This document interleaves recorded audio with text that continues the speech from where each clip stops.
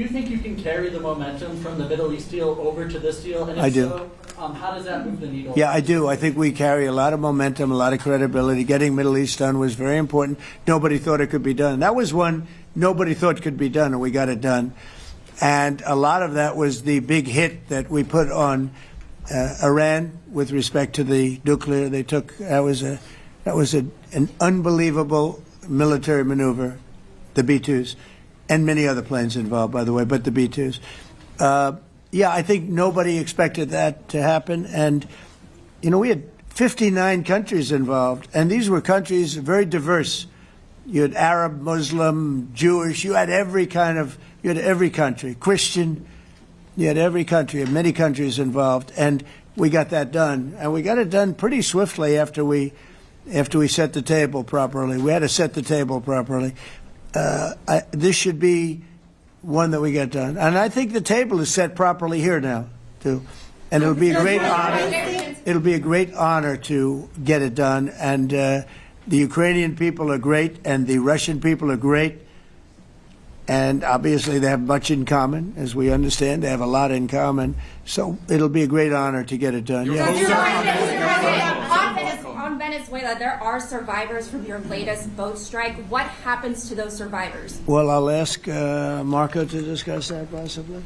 Yeah, it's well known there's an ongoing narco-terrorist operation the United States has been conducting.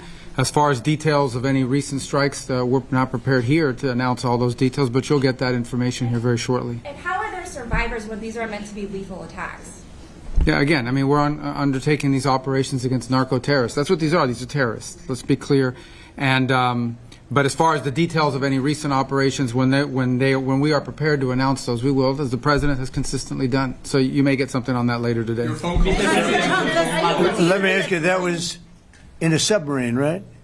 We attacked a submarine, and that was a drug-carrying submarine built specifically for the transportation of massive amounts of drugs, just so you understand. This was not an innocent group of people.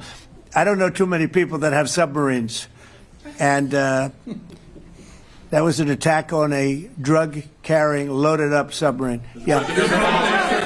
On Putin, is it your belief, as Mr. Zelensky said yesterday, that the threat of tomahawks and costs, as Secretary Hicks put it, is that bringing him to the table, the fact that it's kind of a carrot and a stick? I don't know what's bringing him to I think he wants to make a deal, that's all. I can't tell you what's bringing him. Sure, that's the threat of that is good, but the threat of that is always there. Tomahawks are very dangerous weapons. They're incredible weapons.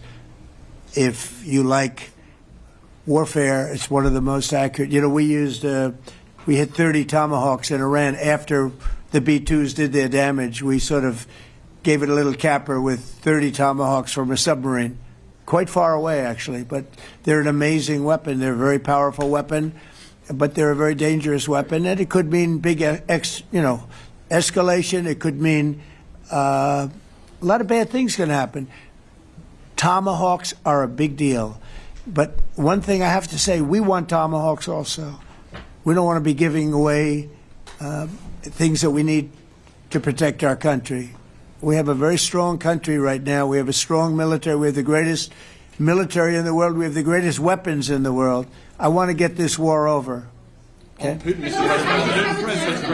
Putin-Trump tunnel to connect Russia and Alaska. Are you interested? I just heard about it. A tunnel from Russia to Alaska. I just heard about that one. That's an interesting one. We'll have to think about that.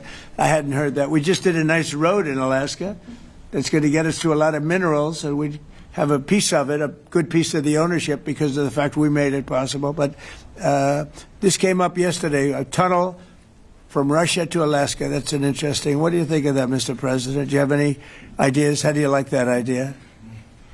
I'm not happy with this. I don't think you're going to like it. I don't think he liked it. I don't think he liked it. President Trump, do you think that Vladimir Putin, do you think that Putin's your gut instinct? Well, we had a senator that wanted, remember, from Hawaii, she wanted a tunnel from the mainland to Hawaii, and she said, well, we can't do that, so we're going to build a railroad to Hawaii. Do you remember? She's a current sitting senator, a Democrat.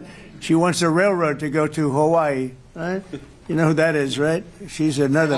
She's another You beauty. have a really President Trump on Putin. Your gut instinct. Yeah, on please. Putin. On your meeting with Putin, aren't you concerned that maybe the Russian president is trying to buy himself more time? Yeah, I am. But you know, I've been played all my life by the best of them, and I came out really well. So it's possible. Yeah, a little time. Is your gut It's instinct all right. But I think that I'm pretty good at this stuff. I think that he wants to make a deal. I made 8 of them. I'm going to make a 9th. I think he wants to make a deal. Do you consider Russia to be a paper tiger? Do you think, judging by the state of its economy, Well, I think that he should have won the war in a week. Yeah, I do think. And if we didn't give the anti-tank missiles, as you know, the javelins they call them, they got stuck in the mud.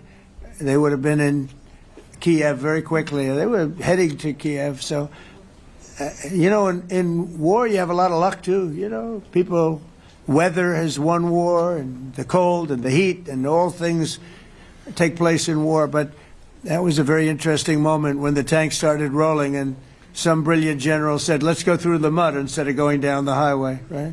So they got a little bit lucky. But you know where they really got lucky? I gave javelins. That wasn't given by Barack Hussein Obama. He gave them sheets. You know, there's a statement. Obama gave them sheets, and I gave them the javelins. And the javelins are a devastating weapon.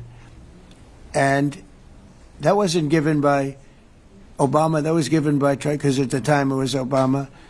That was given by me. So it was like one of those things. And you had hundreds of them.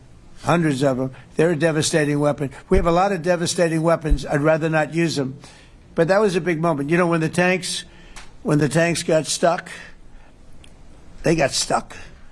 And call it luck or call it talent. I'm not sure what you'd call it, but it was a big moment in time. Do you think Democrats can give you credit? Do you think Democrats can give you credit when you finally end this war, like they did with the war in the Middle East? And I think right now the Democrats are really damaged, mentally damaged. They want to take $1.5 trillion with a T, $1 trillion, and give it to people that invaded our country. They came into our country illegally from prisons, from mental institutions, gang members. They want to give them health care and take it away from our citizens. We're not going to do that. $1.5 trillion. They want to destroy. They want to destroy our health care system. We're not going to let that happen. Have you authorized CIA operations in Venezuela as part of? Well, I wouldn't say that, but some interesting things are happening around the world. I'll say that. It's been reported, Mr. President, it has been reported that Maduro offered everything in his country, all the natural resources. He even recorded a message to you in English recently, offering mediation. What should we do in order to stop that? He has offered everything. He's offered everything. You're right. You know why? Because he doesn't want to fuck around with the United States. Thank you, everybody. Thank you.